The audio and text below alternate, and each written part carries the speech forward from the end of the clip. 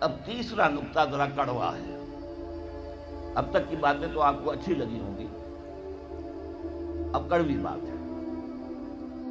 اگر تم نے روش یہ اختیار کر لی کہ کچھ حکم مانے کچھ نہیں مانے، یہ بڑی تلخ آیت ہے. میرے نزدیک قرآن مجید میں مسلمانوں سے خطاب کر کے اس سے زیادہ سخت کوئی آیت نہیں آئی.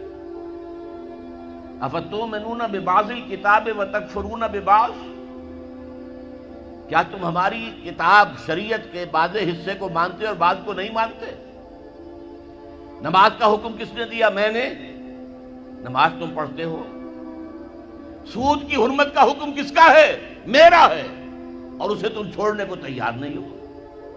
کیا یہ میرا حکم نہیں؟ اگر میرا حکم نہیں مانا تو نماز کاہے کے لیے آتے ہو پڑھنے کے لیے؟ تمہاری نماز تمہارے منہ پر دے کر ماری جائے گی، تمہارا حج تمہارے منہ پر دے کر مارا جائے گا اگر حرام کی کمائی سے تم نے حج کیا.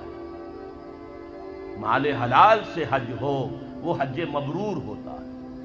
حج مبرور وہ ہے جو اللہ کے ہاں حج قبول ہو جائے. افتؤمنون ببعض الکتاب وتکفرون ببعض، کیا تم ہماری شریعت اور کتاب کے ایک حصے کو مانتے اور ایک کو نہیں مانتے؟ ایک حکم سر آنکھوں پر، ایک حکم پاؤں تلے رون دیتے ہو. فما جزاء من يفعل ذلك منكم، تو کوئی سزا نہیں ہے ان کی جو یہ حرکت کریں گے تم میں سے، الا خزي في الحیات الدنیا، سوائے اس کے کہ دنیا کی زندگی میں ذلیل و خوار کر دیے جاؤ. ویوم القیامت یردون الی اشد العذاب، اور قیامت کے دن شدید ترین عذاب میں جھونک دیے جاؤ. وما اللہ بغافل عما تعملون، جو کچھ تم کر رہے ہو اس کی حقیقت سے اللہ ناواقف نہیں ہے، بے خبر نہیں ہے. تم آئے ہو حج کرنے، داڑھی لمبی ہے تمہاری، اللہ کو معلوم ہے حرام کی کمائی سے حج کرنے آئے ہو، حرام کی کمائی سے عمرہ کرنے آئے ہو.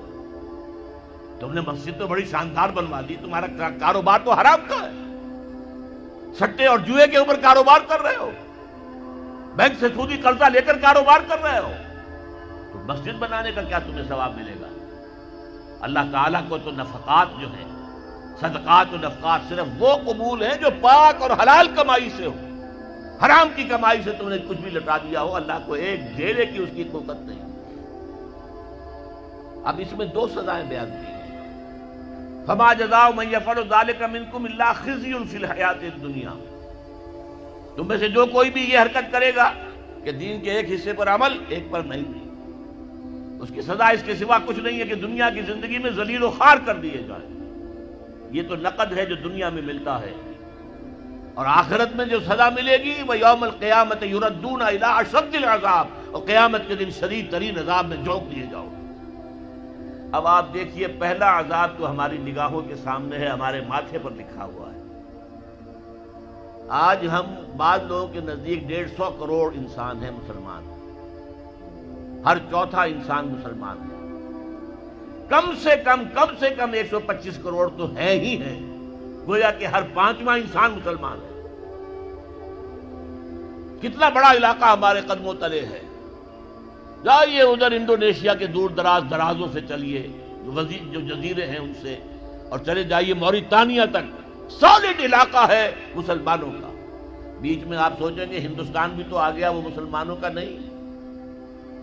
20 کروڑ مسلمان ہیں ہندوستان کے اندر. آج بھی دنیا میں سب سے بڑی آبادی کسی ملک میں جو ہے وہ ہندوستان میں ہے مسلمانوں. اللہ تعالیٰ نے ہر طرح کی نعمت دی ہے، ہر طرح کی معدنیات ہمارے پاس، ہر طرح کی نباتات. سب سے بڑھ کر آج کی دنیا کی قیمتی ترین شے تیل کا سب سے بڑا ذخیرہ یا ذخیرے مسلمانوں کے قدموں تلے. اس سب کے باوجود کیا مسلمانوں کی عزت ہے کوئی دنیا میں؟ کوئی حیثیت ہے؟ بین الاقوامی مسائل میں کوئی آپ سے مشورہ کرتا ہے؟ کسنمی پرسد کے بھیا کی اس کی تم ہو کون؟ تمہیں کون پوچھے گا؟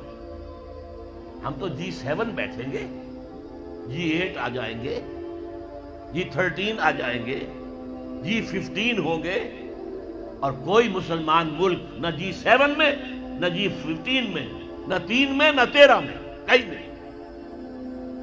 اور اب جو توسیع کرنے جا رہے ہیں، سیکیورٹی کونسل کے اندر نئی سیٹ کس کو ملے گی؟ سعودی عرب نے حال ہی میں کہا یہ مسلمانوں کا حصہ ہے. کیسے حصہ ہے مسلمانوں کا؟ تمہاری عزت، تمہارا دھیلے کی عزت ہے دنیا میں کہیں؟ تم تو اپنے معاملات نہیں سنبھال سکتے، تم نے دنیا کا معاملہ کیا درست کرنا ہے؟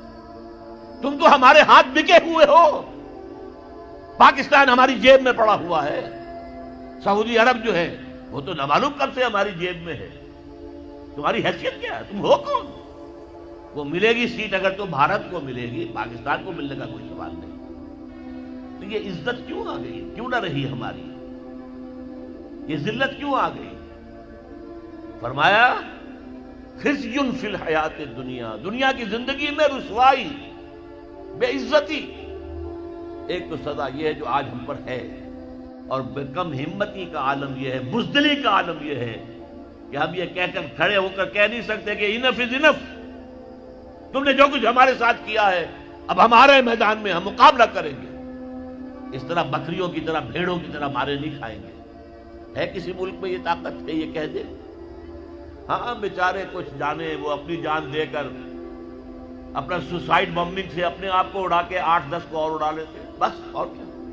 یہ حال تو دنیا میں تو جو ایک بے عزتی والا عذاب ہے، فما جزاء من یفعل ذلک منکم الا خزی فی الحیات الدنیا، دنیا کی زندگی میں رسوائی، بے عزتی۔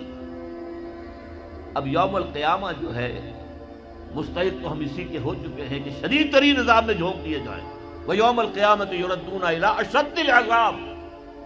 لیکن اللہ کی رحمت، اس سے امید ہے، بخش دے ہمیں۔ اللہ کی رحمت جو ہے ہمیں اپنے سائے میں لے لے تو بات دوسری ہے، ورنہ مستحق تو ہم اس کے ہو چکے ہیں۔